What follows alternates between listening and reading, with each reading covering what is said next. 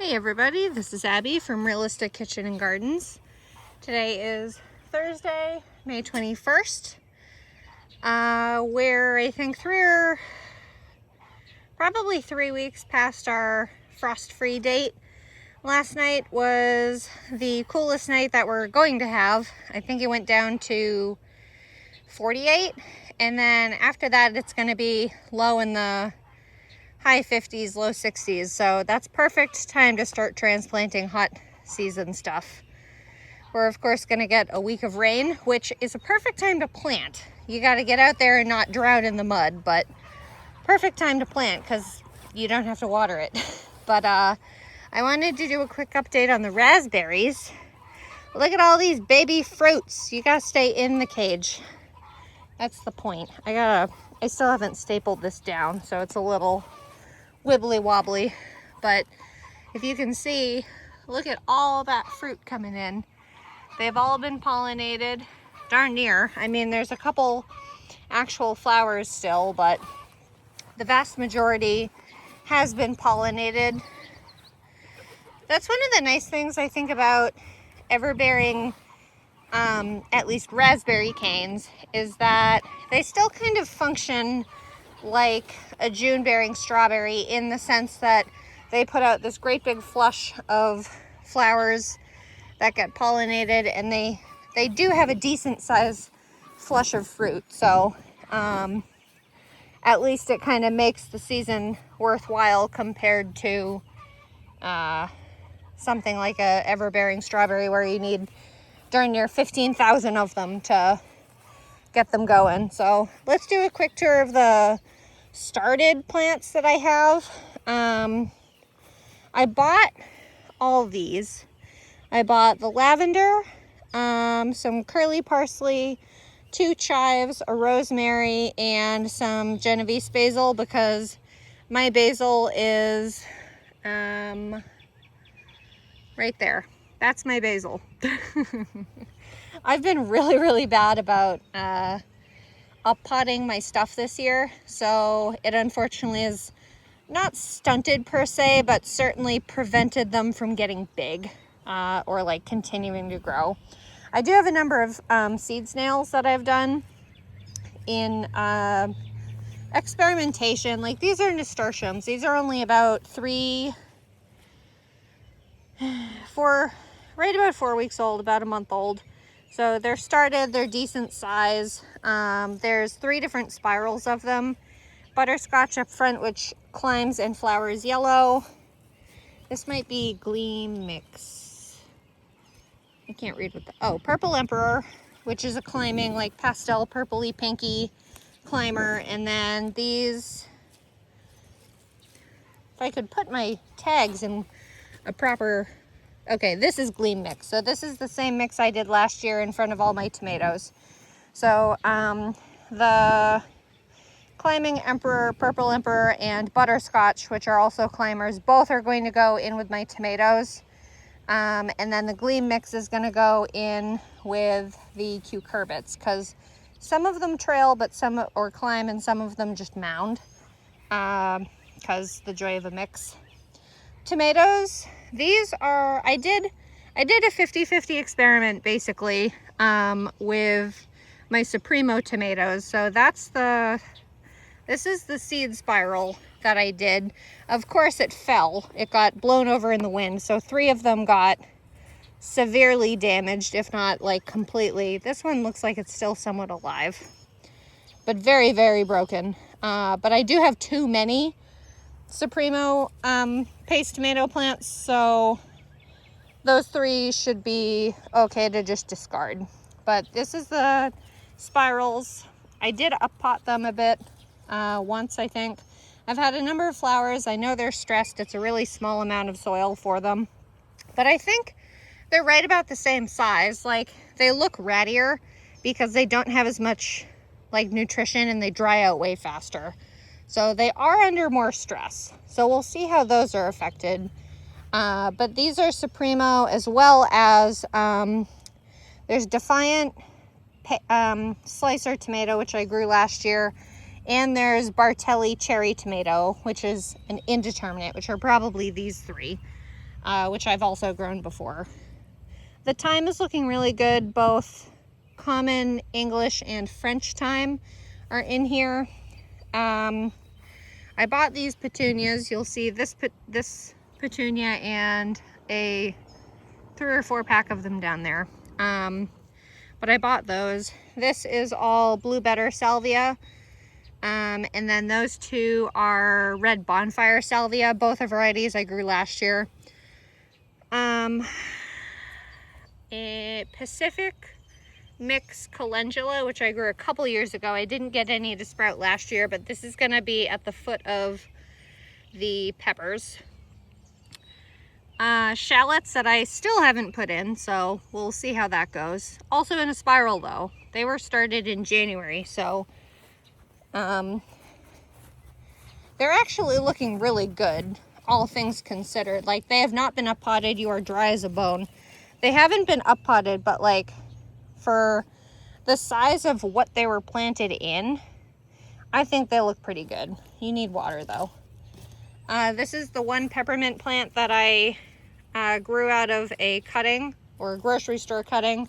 My very sad looking everleaf parsley, flat leaf parsley, overwintering plain parsley. Anyway, it's a flat leaf parsley that's really mad about being in this tiny pot. All of my Utah tall celery I never split. So most of these are 2 or 3 plants per pot, and they're not happy about it. So we'll see how they transplant. Pincushion scabiosa. Pincushion scabiosa started on 3/23, so they're fine. They're alive. They need transplanted. The one bit of sorbet mix violas, the small bit of it's in the anise hyssop family. I don't know how to pronounce it, but it's like agosht or something like that. But it's the Arizona series. So sunset, sun, and sandstone. So it's pink, orange, and yellow in some respectiveness. And then I got 2 sweet leaf basils and then 1 lemon burns basil, traditional type, not tower. I did buy tower this year. You need water really bad. Purple basil from Mary's Heirloom Seeds. I'm trying to think of what the dark purple opal basil, I think. These are all the peppers from Gurney's. I've kept these on heat the entire time, as well as the tomatoes for that matter. You need water too. What is happening? There's like 2 of you that are nice and well watered and the rest of you are not. What happened? So all of these are Giant 2 from Gurney's red bell pepper, and there's only 1 Mega Gold, which even then still looks like shit. So we'll see how that goes. I also have 4 Janona pumpkins, which is a pepita style hull-less one that we're gonna go through. Pumpkin on a stick, which is an eggplant. I have 2 with something, oh, it's a spider running around on it. Tidal Wave Silver Petunia, which is actually purple. They're kind of similar to this, but I think the veining is darker. So I'm excited for these. Of course, I cannot grow petunias, apparently. This is the only plant that made it. It's happy, but it's the only plant that's made it. Cucamelons, which look like watermelons in berry form, but they do have cucumber vibe to them, like flavor-wise. I haven't eaten them. I'm just gonna try to grow them and see if my son likes them and all that. Century Star Watermelon, which is a seedless type. Summer Dance Slicer Cucumber. Ouch, that's a very prickly plant. 2 Hannah's Choice cantaloupes right here. Apparently 3. There's another 4. There's 2 plants in each. Ace Pollinator Watermelon for these 2, since seedless need a cross pollinator. And 1 Saray's Butternut Squash, because I'm sick of having 50 million butternut squash in my basement. Excelsior pickling cucumber. I'm doing apparently 8 of them because I got 100% germination on all 8 seeds. Telegraph slicer cucumber, which is gonna be sat next to that. And then there's 5 red burgundy okra, and then there's 1 little orange jing okra that I grew from seed that I saved from like 3 years ago, so that's pretty neat. The brassicas that I still haven't planted and trying to decide if I will bother planting, there's 2 Katarina cabbages. These were started in February and they should have been out at like 6 to 8 weeks. They're also in too small of a pot, so they're mad about it. And the temperature has been so schizophrenic this year that I don't know if these would even survive the heat and then the cold and then the heat, and you know. And then the rest are Asperbrock sprouting broccoli, or broccolini, which really is a spring and fall vegetable. They're also quite a short season vegetable. They're only 56 days. So I don't know. And then these are 2 purchased plants for me of sweet banana peppers because mine never germinated. And then I have double Zahara mix dwarf zinnias. So that's a blend. And then I have a bunch of flowers that I'm going to transplant out. A number of these are in snails. So I have giant yellow and giant orange marigolds. These get something like 4 or 5 feet tall in their prime. Ooh, look, a bonanza mix marigold is trying to flower. You're like 3 inches tall. What are you doing? And then there's a giant California mixed zinnias that I started that look pretty happy, all things considered. I got 2 borage to germinate, and then this is giant carnations, which is in the dianthus family, but you know a carnation, that's more of what they are. Then these are Duchess mixed China asters, the things I'm most excited for. They almost look like peony bulbs, blooms. Tall choice double mix of straw flowers from Territorial Seeds. Also another thing that I never uppotted, so they're just pot bound and tiny, but hopefully they'll take off once they get in the ground. This is my experiment of pinching off the top of snapdragons, of rocket mixed snapdragons, which always seem to flower better for me in the summer, but I've heard that most snapdragons like the spring. But anyway, they're all getting ready to flower. You can kind of see them puckering up to get all their flowering done. And then this is iron purple stalk, which is a new plant for me as well, but it's like this deep burgundy, beautiful purple, and I'm so excited, assuming I flower at all. Okay, 13 minutes down. Let's go. Oh, let me bring the cart with me. Save myself a trip, because once I'm done recording for y'all, I'm putting plants in the ground. Darn it, it's time. I think this is the latest I've ever planted, and even then I'm getting flowers in the ground, and if flowers shit the bed, then I can put a lot of other mixes in, so it's really not that that big a deal. It's mostly I'm just waiting for weather to cooperate, but it is nice to transplant when it's raining, or at least going to rain soon, because then they can get a good deep watering, assuming it rains of good consistency, good amount. Stay there, don't roll over me. Opens the gate. I've been getting a lot of work done because gosh knows it needs done. We're trying anyway. Ooh, I think that's an actual monarch based on its flight pattern, because there's monarchs and then there's the copycat ones that look like monarchs, but they fly in a much like flatter, straighter way. I can't remember what they're called. You know, it's that form of mimicry that nature does. I need to get this frickin' Rosa multiflora and pear the invasive pear. I forget what they're called. The roots are like super deep though. Okay, roll up my sleeves because it's warmer out here than I thought. This is row A. It's gonna be for the cucurbits. I still need to pull all these frickin' weeds out. This is the last row that I need to weed.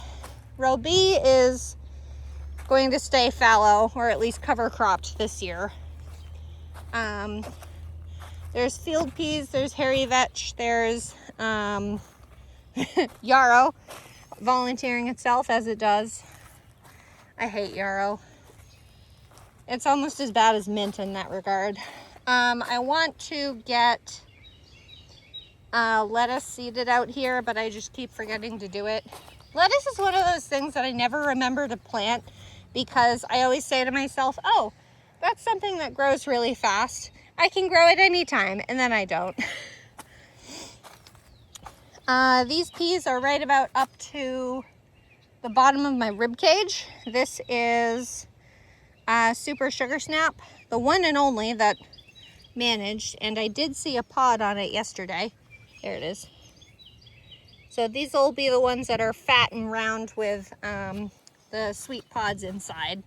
And then these beauties, the rest of these, are Frida World's snow pea, which both varieties will get up to 6 or 8 feet.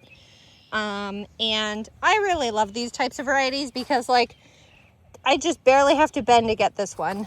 So this is a snow pea. It'll look like this when it's ready to harvest, but just a little bit bigger, unless I want to save the seed. I need to check if these are open pollinated or not.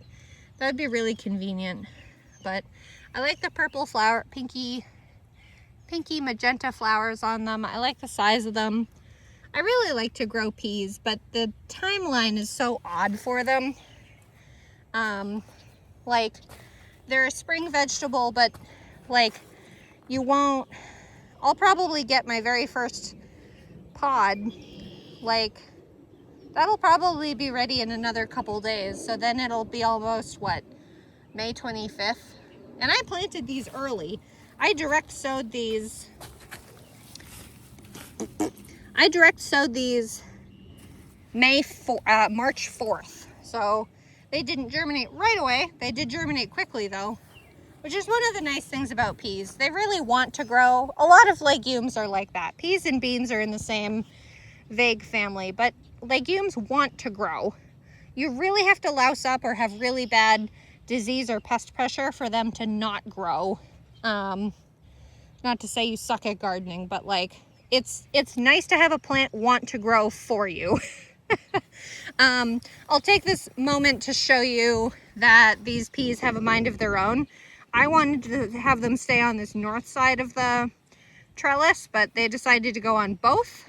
But basically what's going to happen is I'm going to plant my cucamelons are going here, I think probably in this first 1 or 2 arch.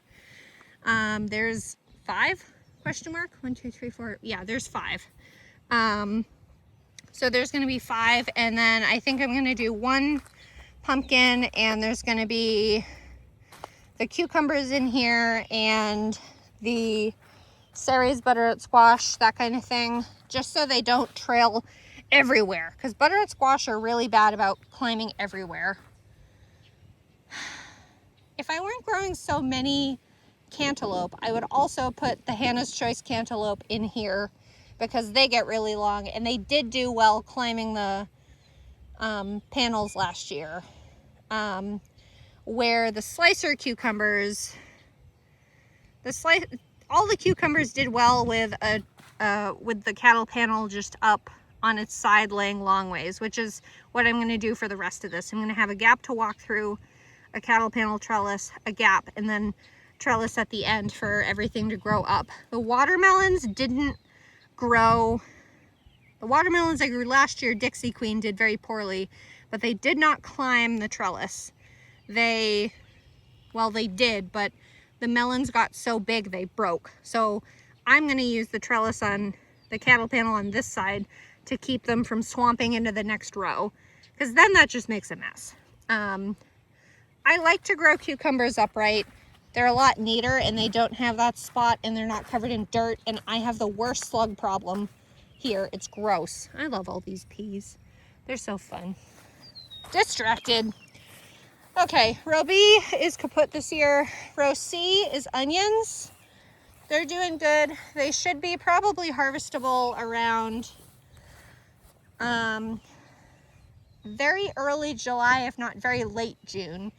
And I am going to get some of this fine chopped straw, pull this black fabric up, and put straw in here because these onions get really big really fast. This one isn't starting to bulb. This one isn't starting to bulb yet, but it is actually. Shit. But once they start bulbing, they can get really stressed if they're too confined, I think. Because last year I had a number of onions starting to push out flower stalks, which is just like a stress response for onions. You don't want it. They won't bulb after that. By the way, I think, where's the tag? I feel like the tag keeps getting torn out. And I keep putting the tag on this side so it doesn't get eaten up by the sun. So all that is white sterling onions. Here's red wing onion, which is a red storage type onion. This is fallow basically. And then these are all Patterson storage onion.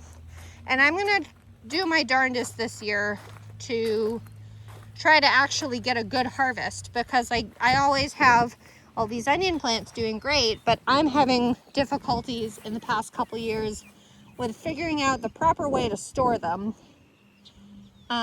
or cure them without the storage being compromised.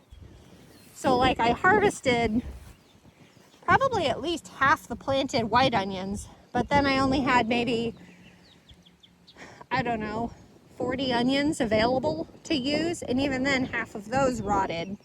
So I didn't do it right. I know I didn't do it right last year, but that's neither here nor there. That's just me being a ditz. Achillium red soft neck garlic. Soft neck garlic, when it's 2 weeks away from being ready, the neck will soften and flop, called lodging. Onions do the same thing. They'll flop and you'll know they're going to be ready to harvest soon. I really want to get into soft necks because they don't have the scapes, which are an obnoxious byproduct for me, but they also have a better storage life. And then there's silver white, and then there's Lors, which is chunky. Look at this. I'm so pumped. Ooh, look at that one over there. Whoa, Nelly. I haven't even fertilized these. I can't imagine what size they'd be if I did. I think this is the section that's missing a tag, because I know I didn't get that. Ooh, hi, I found you. Nootka Rose. No, I did know that tag was there. I'm thinking of another one. Nootka Rose was the one that had a lot of duplicates, but I did thin them out. Those are pretty decent. And then there's Ivan, which is a hardneck garlic. And my hardneck garlic is scaping, is putting out their flowers, flower stalks. I might have a better one down the line because these are like early to mid. And then I have a very early variety down the end based on what the scapes are doing. But basically this flower stalk gets broken off right here. You can break it, you don't have to cut it. And you can use them like scallions. They're delicious.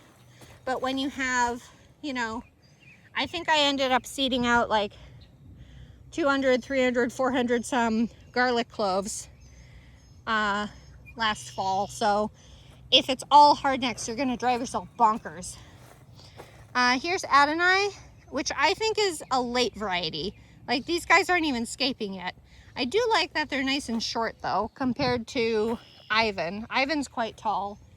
And I just started using Ivan that I saved from last July when I harvested, and it's still good. It hasn't dried out and shriveled up, so that's promising. Metechi, which is another hardneck. The growth pattern of these are so interesting. I'm looking like the tops of the color's a little different. I'm just noticing the variety differences, not problems, but like this is more of a true green where this is a blue green, almost like a leek. And it's like very strong and upright and like sharp edges, where these are a little bit soft edges, like the way it grows. I don't know, call me a romantic looking at that kind of stuff. This is definitely a different variety. I just don't know what it is. It's not Georgian Crystal, because that's over there. I have no idea. I'd have to look at what I planted, but this is a good view of them, of the scapes, because they're just about ready to start curling. And once they curl, they'll start curling upright and try to do another twist. They won't get there, but that's kind of like that one. So you have the stem go like that and then out. That's about, here's a good one. This variety, this is Georgian Crystal. This is ready to harvest the scapes of, so you can just break it off. But that's basically a just about fully done scape. So Georgian Crystal's done, or ready to be picked. And it'll do it in like, usually it's right about one big wave. Like all the Georgian Crystal look like they're ready to break off. I guess I misplaced my stake. Look at that. My stake's there, but I told myself this is where the hard neck ends and this is soft neck, but these are definitely hard neck. Anyway, and these are just miscellaneous soft necks that obviously aren't very happy being here. So I don't know what varieties they are. They're gonna just be eaten. Carrots are continuing to do well. I need to start walking on this side. I won't cast shadow and my tags are on this side. Berlin storage carrot, 80 to 90 days. So they're gonna be farther behind than my rainbow blend. It's a large, solid orange carrot. They're not the most interesting, but carrots are one of those things that can store for darn near ever. And I'm gonna try that wet sand in a bucket method. Horse nettle, I need to pull that out. And then, here's the rainbow blend carrots. They're looking so good. I'm so happy. I thinned these out maybe a week or two ago now, but they're looking really good, and I'm very happy with how vigorous these carrots are. So we'll see how the harvest does. Chaos Zone carrots, rainbow blend, including orange, yellow, purple, and white. They don't consider, well, they do have red varieties of carrots, but red and purple are technically considered the same. This row is now cleared out, but it has all these shavings, so we'll see what happens. But from here to, where is it on screen? I can't see, oh, there. I seeded out some summer carnival hollyhocks, which I think are supposed to be an annual variety, so they should in theory grow this year. Instead of growing amaranth, because it would not grow for me inside and I don't want to wait for it, and I didn't really like the growth habit either, instead of amaranth I'm going to try these hollyhocks. So we'll see. Hollyhocks I know can be a little bit of a problem because they reseed so heavily, but everything does. I mean, I managed to survive amaranth. And then from that stake onward will be the trellises for my pole beans, which my husband needs to build the trellis, which basically is just whacking it together and stringing it. And then I plant my beans. We're doing Slenderette green pole beans. They're more of a haricot vert style than like the big, thick, fat ones. So we just prefer them. So there will be 24 feet of green beans, brain. Tundra cabbage is basically kaput. This one has started growing through the head. Ugh, slugs. Ugh, rotting. It's been really hot too, so I'm not surprised. I should have torn these out a while ago. So now this row is basically going to be empty unless I plant the Asperbrox broccolini. But originally this is supposed to be half corn, half broccoli, well, cruciferous in general, cabbages, the broccoli rabe or broccolini and cabbages, but 2 different cabbages. But I don't know if I'll bother or if I'll just do all corn. I don't know if I have that many seeds. Well, I'll have to count seeds. I guess that'll be the determining factor, huh? And then this row will be all tomatoes, and it's gonna have a corridor made from cattle panels laying on their side. So the determinant tomatoes, well, I'll have the 3 Bartelli down here because they get tallest. And then all the determinants will go down the middle so that when they get big and start branching sideways, they can kind of lean on the 2 different edges of the trellis. Last year I had a cattle panel trellis down the middle and planted the tomatoes right against it, but I had to reinforce them on this side anyway, so it doesn't make sense to do that again. So we'll do this new method and see what happens. Potatoes are looking really good, except I swear they are slugs. This is, and the worst ones are the ones on the very end of the row, which don't make sense to me, but this is Pomerol russet. There was a good example of it the other day because it was like the top of a stem that had been chewed through that way, and you could see the other bit attached and falling. So I don't know if I'll be able to show you that. I do want to put diatomaceous earth on, but it's going to rain so frequently it doesn't make sense to put it on because it'll just get washed off in the rain and it's not effective when wet. It must be dry, which today would be a good day to do that. Actually, it's not supposed to rain today. So Pomerol russet, this will be the last variety to harvest, probably in late July, early August, after all the greens die down. And then Yukon Gem, sorry, my brain was jumping ahead. Yukon Gem gold potato. These are supposed to be great for storage. My focus nowadays is good storage quality potatoes. I'm not going to can potatoes anymore. We just don't prefer them. But I do need to get better on figuring out growing method. The red potatoes are looking great this year. Last year, I think the biggest one got about that big. So I'm glad they're doing better. This is Baltic Rose. And if you've ever watched other gardening channels, Growfully with Jenna has been doing it a lot longer than me. She's an actual seed trial manager. But she had mentioned this variety, and since I'm in Southern Ohio, I decided to try it as well. But red potato that has good storage quality. That one I think, ooh, here's a good example of the slug damage. So you can see it got chewed through here and then left on by a thread and then it fell over. God, I hate slugs. Why is it slugs? I hate how slimy they are. I can handle snakes, I can handle toads. Can't do, the weird part to me is that they're the very end ones. Like this one on the very end is Swiss cheese. That one's a little better. And then the ones in the middle aren't that bad. I guess they can tolerate climbing across that far on the black plastic, but not much farther than that. I don't know.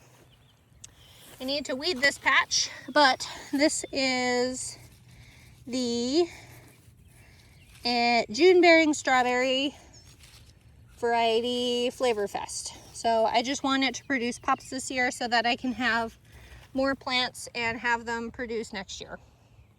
We'll see what happens.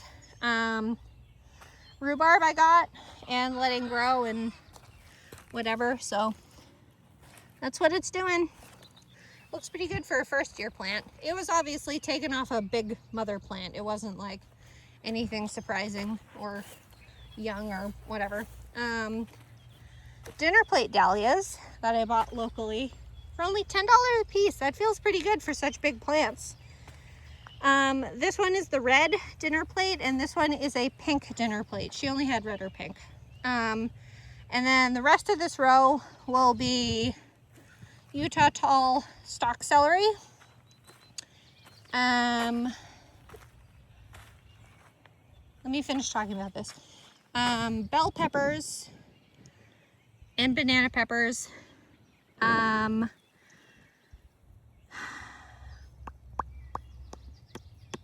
Pointy things. Eggplant. Pumpkin on a stick. And then on the very end is going to be the okra, since okra gets gigantic. Okay, now back to this row, which is basically completely cleared and staked.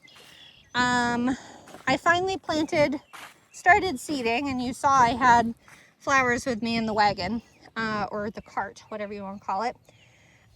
Roulette coreopsis, which flowers red. Cherokee Sunset Rudbeckia, Black-Eyed Susan, which is like a orangey yellow type, like mixed paint look. It's not true variegated like speckly, it's like a nice mixed color. This will be the tall, or the giant, God, I have no words today, giant marigolds in here. The Bonanza Mix marigolds, which you saw trying to flower, those will be planted at the feet of the cucurbits, so those need to get in ASAP. The Nigella, Deft Blue Nigella, is flowering, leafing out, getting its true leaves and doing pretty good. This soil here is pretty compacted, so I was mildly concerned. And then classic borage, which I did try to direct sow as well, because I only got 2 up in that whole spiral, and I think I tried to seed out 10 or 12, but that didn't want to do that. So I do have those 2 starts. I'm going to get a couple more starts at the farmer's market this weekend, because I don't think my seed viability is that good, but we'll see. What the hell was here? Borage. This might be the, let's see, borage is blue. This might be the iron purple stalk. And then this is the, so that ends the rainbow. So red, orange and yellow, blue, purple. And then here will be a mix of pink and white. So this will be the last section of rainbow, but the beginning of the blends mix, which will make sense in a second. So this is Dwarf Sensations Cosmo Mix. These are cosmos that get like 2 or 3 feet tall instead of almost 5 feet. And then I don't remember what order this goes in. I have it on my phone in a list, so I put it in right. But there's going to be the carnations, which is a mix, the scabiosa, which is a pincushion scabiosa, which is a mix. I think the California giant zinnias are last because they get the biggest. What else do I have? The snapdragons are not going in here. They're going in with the peppers, so that'll be interesting to do. I'll probably save the snapdragons for later. Oh, the straw flowers will go in one of these. They're pretty tall, but scant. You're the carnations. Oh, the asters, the tall asters are in there too. So there's, I think, 5. Let's see, 1, 2, 3, 4. I think there's 5 mixes that'll be right in a row. More for color and see if it's more for me to test the waters of what plants grow well and what I like color-wise. I've decided I have a goal for this season. I want to make a top to bottom rainbow bouquet. Red is top, and then kind of a line of orange, yellow, blue, purple, and end with white on the bottom, which should be possible, assuming everything comes together. Which is kind of silly because I'm not taking into consideration the type, like season, that these plants like. I'm just putting them in now that I want them. So we'll see how that goes.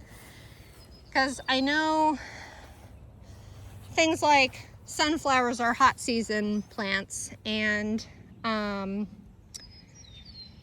peas are cold season plants like that. I didn't take that into consideration. Like, I know Nigella is more of a cool season flower, so we're gonna have to see what happens. But may the odds be ever in your favor now that garden season is starting. Late start, that's for sure. I think I had everything well in and started by now last year, but it's been a bit of a year. That's about it. Did I talk about that row?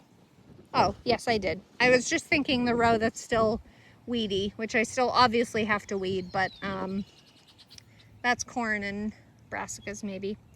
Anyway, questions, suggestions, concerns, comments, go ahead and comment below. And if you like this kind of stuff, please like, comment, and subscribe for more.